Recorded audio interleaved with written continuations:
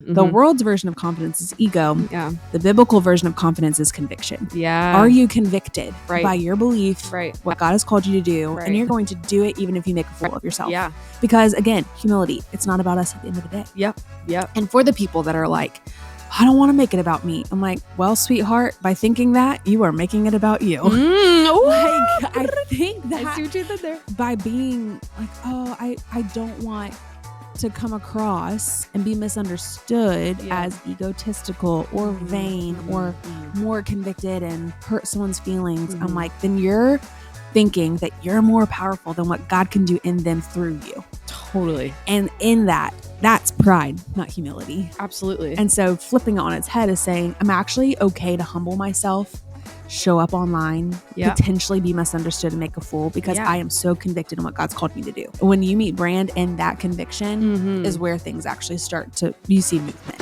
Absolutely, yeah. I'm Emily. And I'm Rachel. And this is the Rally Podcast. Hey everyone, welcome back to another episode of Rally Podcast. I'm Rachel. I am co-founder of Rally with my friend Emily, and we are currently at a retreat in 30A, which is like Rosemary Beach, Florida area.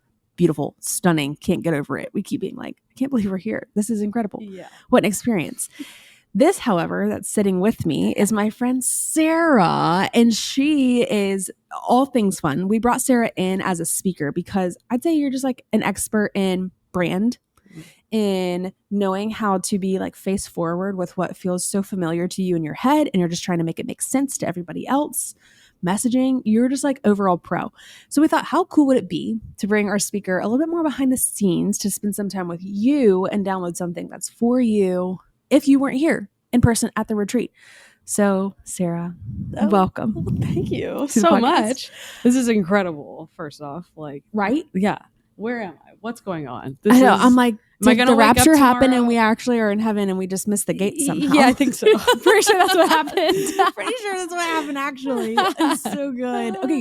Okay, yes. Besides following Brad around, what does Sarah do? Yeah, so I grew up in the Bay Area, then moved to Portland, went to Gonzaga University, and then since then have been in the sports and entertainment industry, working in marketing, brand marketing, and various facets. And I have to tell you, I originally really hated marketing. No way. What about it? First year in the job, and I had this like borderline panic attack. And I'm like, what am I doing? Like, I'm, selling these products to people who don't like, they probably shouldn't be purchasing them. Maybe they can't afford it, but I'm convincing them. Exactly. Okay, so it was more of like the concept of marketing, not like the concept, nitty gritty what you did with marketing. No, I had this like kind of ethical thing with it, and I really wrestled with it for a while until I found out, just doing other, different brand work and staying in that job as well. You can think about it as marketing, or you can think about it as storytelling and creating and building up identities and encouraging people and inspiring people. And that was when it shifted for me. Wow. But it was at first I couldn't get behind it. And then once I started to kind of understand, oh wait, this is literally about like, even you think about brand positioning work, for example, I've worked with different athletes and positioning them. You're literally looking into their souls and understanding how are we communicating the essence of who you are to the world. Yes. And what greater, I just got chills. Like what greater honor is that than to do that? So that's kind of a little bit of my sort of history with brand. But yeah, I've been in sports entertainment, been working with athletes. I also just went to Armenia for a birthright program, which was fantastic. If you want to go. Definitely, it's the best place. And she sent pictures. I was like, that added to the list. We are all going to Armenia after this. That's our next organization retreat. trip. Yes, yes, exactly. But did some branding as well over there, and it's just cool to see how it can translate cultures as well. It's like the same thing. At the end of the day, you're understanding who is this person, or what is this brand? What problem are they solving for the world? And how can we best help get that solution out to people in a way they can understand and feel excited about? So that's a little bit of some of the journey I've kind of gone through in my branding branding world 10 years now. I've been doing this, which is weird, but I'm like, I dub the branding. Oh gosh, no. I am going to ask you a question though, as an expert, for someone that's listening and click play, because obviously the cool thing about podcasts is I say people click play on purpose. So they are listening in because they're like, oh, this is for me. Knowing that the girl is hungry to learn about brand, curious in the least, what would be one of the things that you feel like maybe is a misconception, kind of like what you had about it feeling sleazy or convincing or manipulative? And you're like, no, it's storytelling, it's stewardship. What's another one of like those that maybe can help switch a belief in people? I think even specifically with the way the world's moving now with online and presence and platform, there's almost like this weird new, I don't want to make it about me. Yeah. Like I think that's another one of those icks of branding that people have. Absolutely. So let's just like speak to some of the things that might be objections per se people have about truly going for it with branding. Yeah. Oh my gosh, I love this question. In my mind, I'm going to something as concrete as clothing.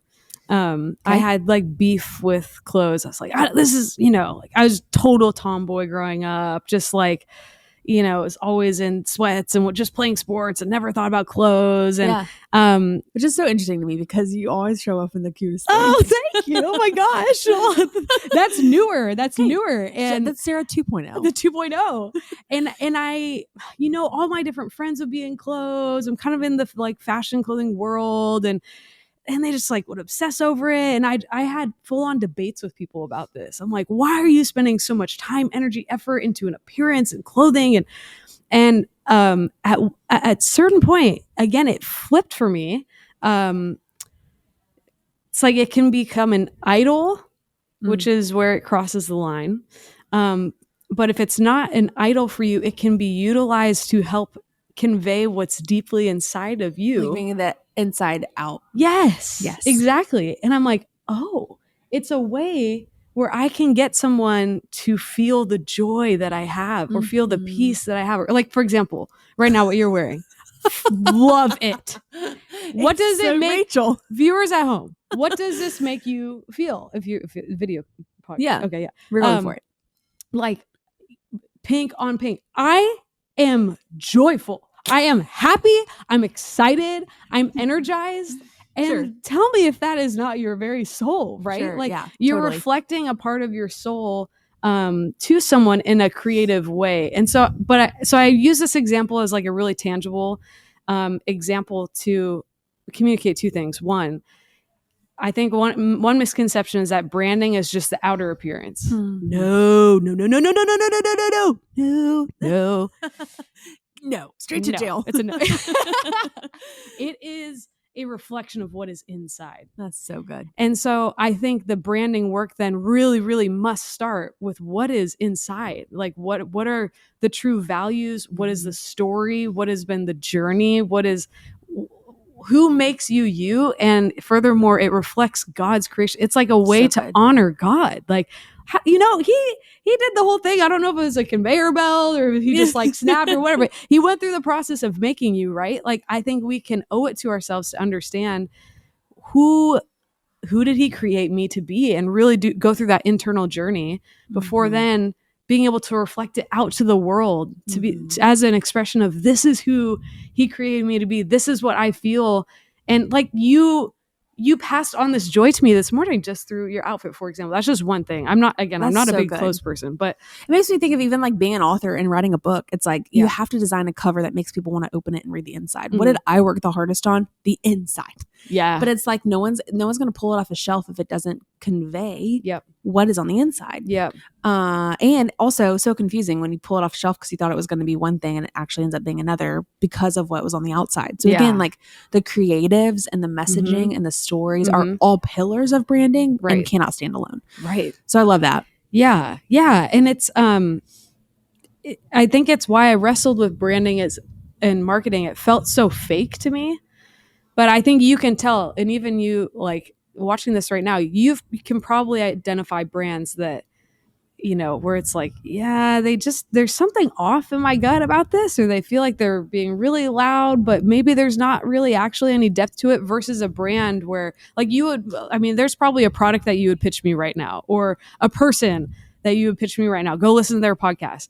What's the difference between you wanting to say that about someone versus like, it's because of their the internal value that they have and they see in themselves. I think this is also it's something that it's such a good question, because I've wrestled with this of perception of I don't want it to be all about me. I don't want it to be all about me, for sure. And we love humility, and we're not God. God is God. and God created you in his image. Correct. And so it's this like tension. So I would just encourage anyone who's listening right now who feels like, oh, I don't know, feels like too much and feels really selfish and all that. It can, again, get to a point where it can be selfish if it's an idol, or if you're making it all about you. But at the same time, you are you're an image bearer. You're walking around carrying God to people. Like, we are vessels. Exactly. You better be a cute vessel. Yes. I think too, in my mind, I think the world, and this is the difference in why we created this space of Rally, because we're like, okay, these conversations exist outside of these walls, outside of like a biblical principle, right? But it changes, and there's depth that's brought when you do bring it under like the jurisdiction of what God has to say. Yeah. So here's one thing. It's like, I hear you saying, like, there also needs to be a level of confidence. And I think maybe that's what people get turned off by. They're like, confident in me, that's ego. I'm like, no. The world's version of confidence is ego. Yeah. The biblical version of confidence is conviction. Yeah. Are you convicted Right. by your belief, Right. what God has called you to do, Right. and you're going to do it even if you make a fool of yourself? Yeah. Because again, humility, it's not about us at the end of the day. Yep. And for the people that are like, I don't want to make it about me, I'm like, well, sweetheart, by thinking that, you are making it about you. Like, I think that I see what you did there. Yeah, I think that like by being like, oh, I don't want to come across and be misunderstood as egotistical or vain or more convicted and hurt someone's feelings. I'm like, then you're thinking that you're more powerful than what God can do in them through you. Totally. And in that's pride, not humility. Absolutely. And so flipping it on its head is saying, I'm actually okay to humble myself, show up online, potentially be misunderstood and make a fool because I am so convicted in what God's called me to do. Yeah. That is what I think where when you meet brand and that conviction is where things actually you see movement. Absolutely. Yeah. It's a obedience thing as well. It's like if you have been called to go and do something and you feel that God is really showing you a path towards this, it's almost like it's a way to help other people ultimately. If you think about it, if you have a product, whether that product is, an actual object or a service, or if it's a personal brand or whatever it is, you have some sort of value. At the end of the day, it's a value exchange, and you have value to give to other people. And so, to be convicted in that value, like if your branding is a way for you to be able to get that to people. So that's all, I have to flip these things, or else sometimes it can feel a little bit weird to me, but in that light, it makes sense. Oh, I have a value that I could offer you. If I'm not communicating it clearly, if I'm not getting it in front of you, that could be a missed opportunity to be able to help for you serve to experience the value that I know that you could. Yeah. I think about that even to go back to book, just because it's recent to me. But I wrote a book for friends that don't know, and it's really good. Thank you. I believe in it because the content of the book has changed my life. Yeah. And I was like, it's worth writing and spilling out for other people to at least consume and figure out what part of it is for them in their life. And if it just stopped there and I just wrote the book, it probably wouldn't end up in the hands of the women that really need it. Yeah. And so there's also a second part of that. It's like, do the work and then get the work out. Yes. And that's the marketing aspect. Is like, you are doing someone else a disservice when they can't get to what they need to get to. That you once believed and they needed to be at. Yeah. Because you created it. Absolutely. So you're making it easy for them. Honor them and honor your previous self for creating what you created. Yes. By stepping forward in marketing. Yes. And again, the story component. Like you think about there. Oh, let's go story. Whew. Well, we'll take your incredible story. If you have not read the story, go read the story right now. Their book is absolutely phenomenal. I'm so honored. Seriously, like, and she actually read it. You know the I friends did. that buy your book I did. because they're like, oh no, just a purchase, and then friends are like sending you pictures of reading the book. You're like, you're real deal. And let me Thank be you. real. I'm a very slow reader. Serious. I even might be read, hopefully not too read on this podcast right now because I was reading without my glasses, but I'm a very slow reader. And I like sat down and it was, I think like maybe 5 sittings and I finished it. It was so good. But I think it communicated to me as well the power of story. So you think about too, marketing versus storytelling and gosh, as Christians, is story not absolutely central to our whole world? I'm so glad you're going here because she's going here with her people later today in a session. But I was like, these people need to know too. So go there. Yeah. I mean, you know, the first I have to make sure exactly, but read the first sentence of Genesis, right? Like God created. The story immediately begins with creation. But what I mean, God could have left us.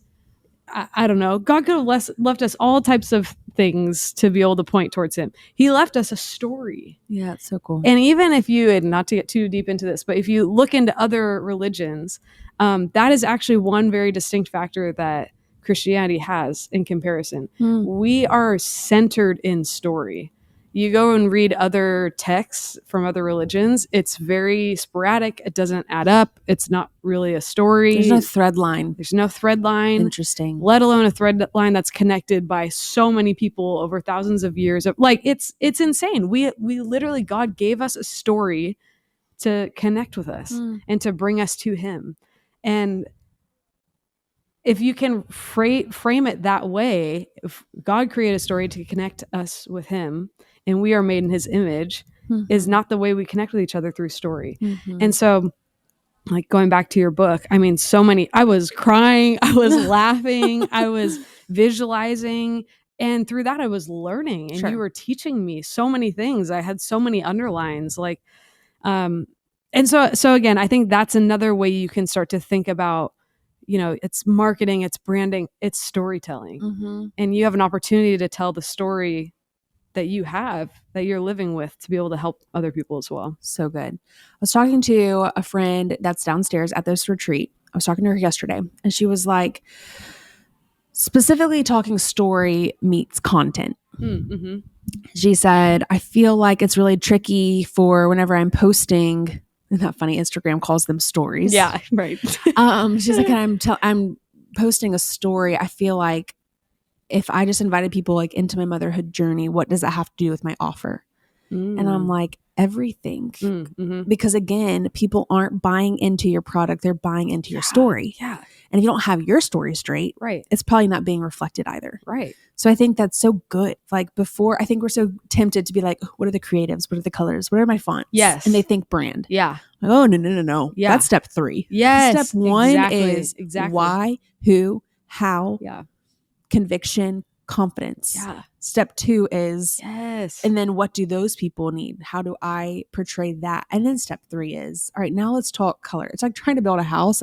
Yeah. And you're picking out your curtains. Right. And you haven't even measured your windows. That's exactly it. Kidding that you don't even know if they'll fit. That's exactly it. Yeah. And the clothing part was the example that came to mind first, but it's the same metaphor for that. Like, you know, creating and figuring out what's on the inside first and understanding your story before you're able to go and paint it, draw it, write it, you know, to the world. That's good. Yeah. It's fun too. Like in theory, it can and should be fun. And you talk about, you know, the example of the woman you spoke to this morning, like, you think about, I think I asked you earlier, viewers at home, what someone who you would pitch to me to go listen to their podcast, to go read their book, whatever it is.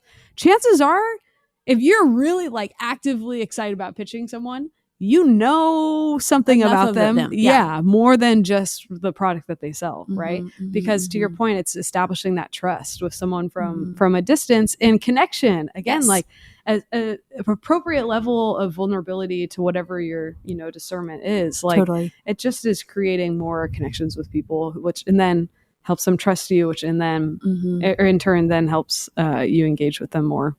And data is information. So not that numbers matter, but that's why like Sarah Blakely has more followers than Spanx does online. Yeah. Because people are interested in her. Yeah. Human story, family. Yeah. Her son's big boy room renovation. You know, just as much as they are with being snatched with Spanx. Yeah. Like it's just like they want human and connection and be like, oh my gosh, like she's cooking spaghetti for dinner. Me too. Like there are invisible strings that are just getting attached and you have the power to attach them. It also makes me think of like if someone invites me to their home and they're like, come over. I mean, if you want to, if you're free, you don't have to. Oh my I'm gosh. like, I'm probably not going to come to your home because you're not convicted I should be there. Right. Versus being like, no, you have to come tonight. Oh my gosh, Love show that. up. Yeah. This is my address. This is what we're having. Yeah. Don't bring anything. Bring your kids. It'll be messy. Probably going to have paper plates. Yeah. And you're just like, no apologies. This is who I am. This is what you get. Yep. I'm like, okay, I'll show up. Yeah. Like, because you're excited about me to come. Yes. And people sense that too in messaging and online and all the parasocial relationships we have these days. So, and as well, viewing it for anyone right now thinking, oh, I don't know, like, I'm not sure if someone would want to see that, or a reframe of thinking. Again, if we are created in his image, we bear his image, we can show his image in reflections of it in many different ways, right? It doesn't have to just be, oh, and here's me praying or here's me reading the Bible. Like, it doesn't have to be that overt even. It can be the joy of Jesus. It can be the creativity of God. It can be God's love for people. The excellence that he's called you to in the details. Yes. Yeah. So envision it when you're thinking about your social content. Like, how can I'm just reflecting God in different ways. So good, Sarah. And reflecting my real relationship with him too. Because people are drawn to that. They want to feel like, oh, if she's maybe wrestling with something, that's okay for me to wrestle too. And what does that reflect? A God who welcomes our honesty. Redeems the crazy broken. Yeah. Reminds me of 1 Thessalonians 2:8. It says, I was delighted to share with you not only the gospel of God, but my life as well, because you've become so dear to me. And I think that there's so much to be said about evangelizing by saying the name of Jesus and sharing the gospel with people. I think it's also super cool and still very powerful to just share your life with people. Yeah. And let God be glorified and reflected through the way that you wash your dishes and like the way that you pass out snacks to your kids and the way that you answer emails promptly. Like there are ways, again, it's not a performance, but I think there are ways to steward what we're given well, including brand that reflects Jesus, but having to say Jesus and bringing back to the story and the thread of like the main character is not us in the story either. And so if we are supporting actresses, how do we support the role? Yeah. And the character of God. And that calls us into a responsibility to show up for him. Right. Not us. Right. So you have some things to show up for, friends listening. Yes, exactly. Oh, I love so that. Good. Kind of taking a step outside of yourself. Yeah. There's one more thing I was going to say. Any other things you'd want to add? Because I mean, I think we could go on. I want you to maybe say something about you are familiar with working with high profile individuals.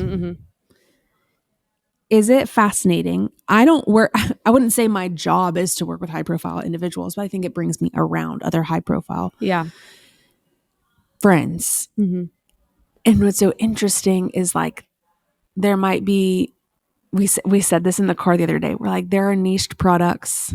There's no niched problems or perspectives. So I think it also is so cool that you have this unique privilege of working with people and realizing they're people too. Yes. They have laundry. Yes. You know, they have silly stories and hard families and brokenness from childhood and something. And so I think it's interesting that like people are craving to be served, even the people that we sometimes would Totally. lift. Yeah, absolutely. I think, I've just got a real soft spot for this demographic of imagine you just got through a really long week and you maybe got some bad news, or you just had to work really late, or you're just like exhausted. Mm-hmm. And you go to the grocery store and people just come up to you and just start wanting your picture. Paparazzi. Wanting your autograph. Oh, yeah. Yeah. Like needing stuff. And you're just like not in a good mental space. Well, guess what? That's exactly when it ends up on all over social media. It goes viral. It's like when you're in the low of life. These people can feel like they don't have a break. And I just want to be able to kind of come alongside those people and help them feel less alone, because that's extremely isolating. I think. And it's interesting to help connect humanity. You might not be a celebrity, have 100 followers, or maybe, which is even crazy. That's even. Can you think about 100 people in a room? Yeah, imagine people are like, I only have 1,000 followers. Yeah, I'm like, that could max out my church. Yeah, exactly. That's like above fire code in most places. Like you're really doing okay. I'd have to go to the airport like 300 times to pick all you up in one car. And even if you're there, or if you have 50 million followers, like loneliness is still a core part of the human story. Like when in these feelings of, oh, I'm alone. And you started this podcast talking about being in community. And so I think that is a core need for all of us to combat that loneliness. And so it just looks different with different people and different lifestyles, but it's definitely something I'm passionate about doing, and hopefully will. And you're good at. Oh, it's really fun to see the Lord align skill with gift, with desire, talent, and resources. And then when you're like, okay, what is God doing with the things he's given me? It's fun to see friends that have found it. And I feel like you have found it. So I can't wait to see what happens. Thank you. Step by step. Thanks. I appreciate it. I appreciate that. Yeah. Philip, I remembered Philip, the one. we remembered. Plug it in.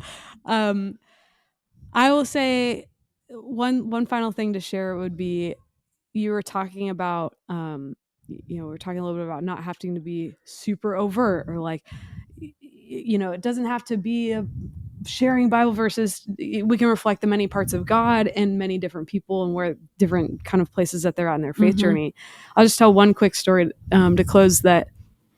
I was in the kitchen area at work, and I was making like a yogurt or something, and I had done probably something silly, and I just started laughing to myself, and I think I put like too many chocolate chips. Thing to do. Do you want some yogurt with your chocolate? Yeah, that's it. Yeah.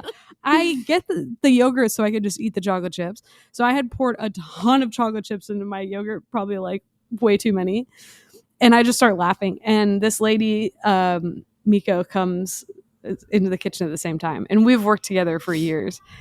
And I don't know if she's Christian. I'm not sure her faith background, but she just looks at me. She goes, Sarah, how are you just so joyful all the time? She goes, I would do anything to be able to have that joy. And of course, in my mind, it's like, well, the joy of the Lord is my strength. Yeah. Period. Exactly. Like you can have it. You can have it. It's available, right? Yeah. And I just share that story to say to the person who's wondering, man, I'm running a photography business. Why do my followers need to see me getting in a car, or like my chocolate chips or whatever? Again, it can show something that you never know what's going to hit someone. It's telling the story. It's telling a story, and like allow the Holy Spirit to speak through you in many different ways, whether it's chocolate chips or other things. You just don't know where and how that story will land with someone else.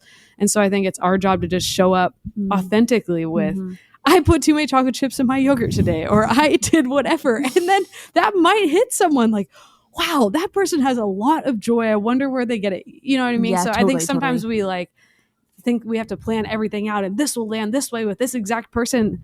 sometimes we don't know, and we never will know what the seeds are that we plant on the other side of our story. And God's the best strategist. He will make it make sense to who it needs to make sense to. Absolutely. That's so good. Yeah. Dang. Mic drop. Ding, ding. No, Sarah, thank you so much for being here. Thank you. A for pleasure. having me. Like literally here, but then also here and saying yes and taking a chance. I'm not Brad. I'm not inviting you to the middle of nowhere, Colorado. I am inviting you to 30A, Rosemary Beach, Florida, which is a very easy yes. This is a very easy yes. Yeah, I'll follow you here. Grateful for just your yes and even just how generous you are with your wisdom. So thanks for hanging out with us today. Thank you. And thank you for creating such an awesome space for all of us. Physically here, at home, on social, everywhere. You create spaces that really do feel like home. Oh, so we're safe sparkle here. Of yours. We're safe here. Yay. Come hang out with us at Rally. We're fun. Do you like cheers? Yeah, we should. You ready? Cheers.